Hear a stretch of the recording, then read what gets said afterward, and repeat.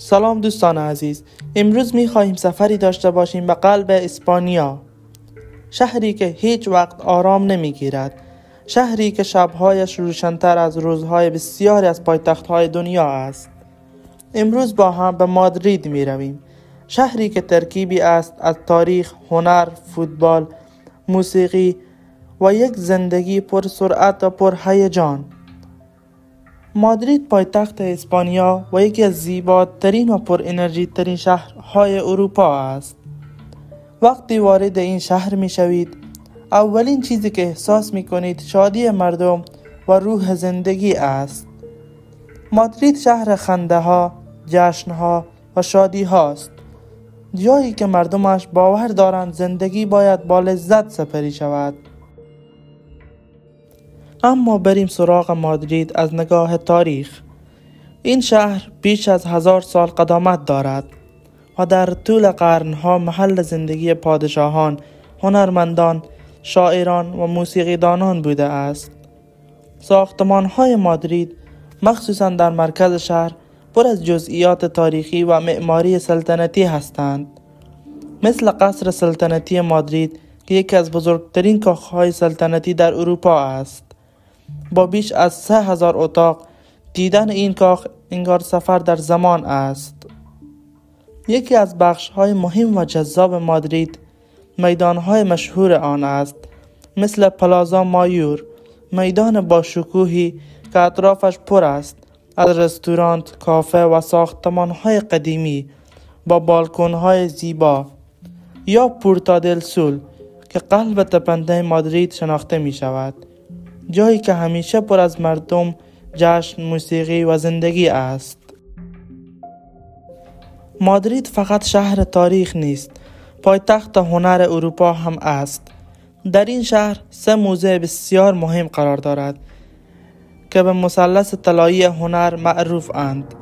موزه پرادو که شاهکارهای از هنرمندان مشهور اروپا را در خود جای داده، موزه تایسن با مجموعه‌ای از بی‌نظیر از هنرمند مدرن و کلاسیک، و موزه رینا سوفیا که خانه یکی از معروف ترین نقاشی های دنیا یعنی گرنیکا اثر پیکاسو است.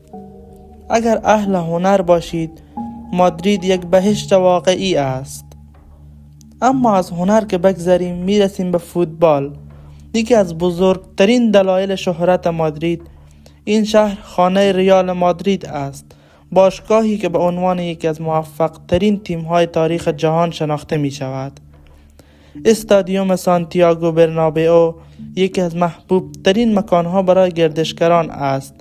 حتی اگر طرفدار فوتبال هم نباشید، انرژی این استادیوم و تاریخ آن شما را جذب خواهد کرد. حالا بریم سراغ مردم مادرید.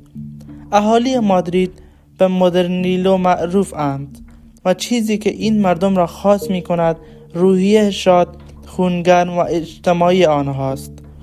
خیلی ها می گویند اگر مادرید را دوست نداشتی یعنی آن را درست تجربه نکرده ای، چون این شهر وقتی زنده می شود که با مردمش ارتباط بگیری، در کافه ها، خیابان ها، پارک ها، حتی بازارهای محلی.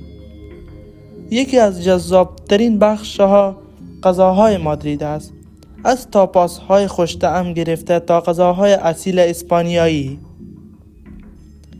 اگر بخوایم از طبیعت حرف بزنیم، پارک بزرگ رتیرو یکی از زیباترین پارک های اروپا است، با دریاچه کوچک، مجسمه های تاریخی، مسیرهای پیاده روی و فضای آرام و رویایی.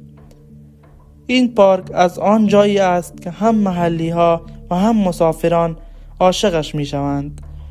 مادرید همچنین شهری است که شب‌هایش هرگز تمام نمی شود.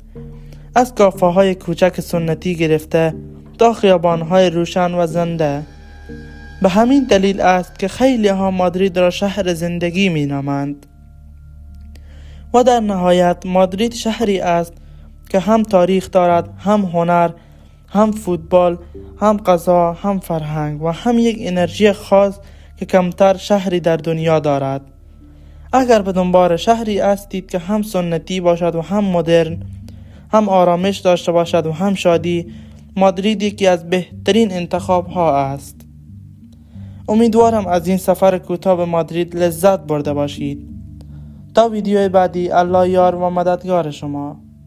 اگر از ویدیو خوشتان آمد، لایک و سابسکرایب یادتان نرود.